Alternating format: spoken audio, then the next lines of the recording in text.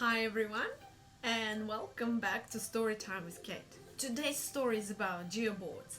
Geoboards are the resources that you can make with ease. It's suitable for ages over 3 years old because it's got some little pieces and also got rubber bands, so children love to put it in their mouth even when they're older, but younger children can choke, so that's why we use it for older children, starting with age of 3, 4, 5 and school age children. So what is a geoboard? So I have two here. So they are the geoboards that I made, and I use special pegs here, or thumbtacks. Well, you can use nails as well instead of just this thumbtacks. You need to have plywood or wooden offcuts like I have here, or you can order plastic ones, but this one is more about making your own resources and making them affordable, cheap, so and also easy to use. You might create a small geoboards like this one that I made, or you can create bigger ones. So this one has 9 pegs or nails, but you can create 16, or 25 nails. So the idea of geoboard is that children can use these resources to learn basic concepts of math.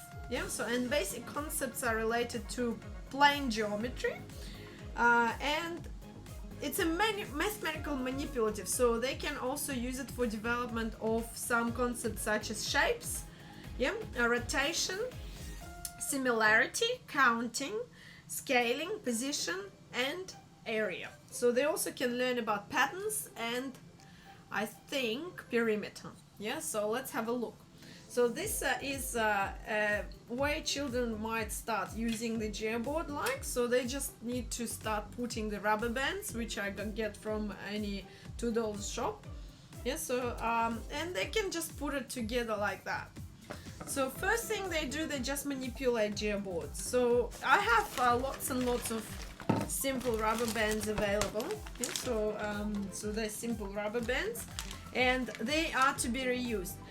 It's great to use colorful ones because it attracts children. And the first thing I noticed they usually do is just create pictures, simple patterns like that. So they also use fine motor skills and pincer grip, which is also great for the development of their fine motor skills. Many times when I went to kinders, preschools and early childhood centers, I noticed that this is what children end up doing. So this is the start. So they are quite interested in creating lines like that. So they're parallel lines. So next step might be putting more rubber bands across, and create something like a grid.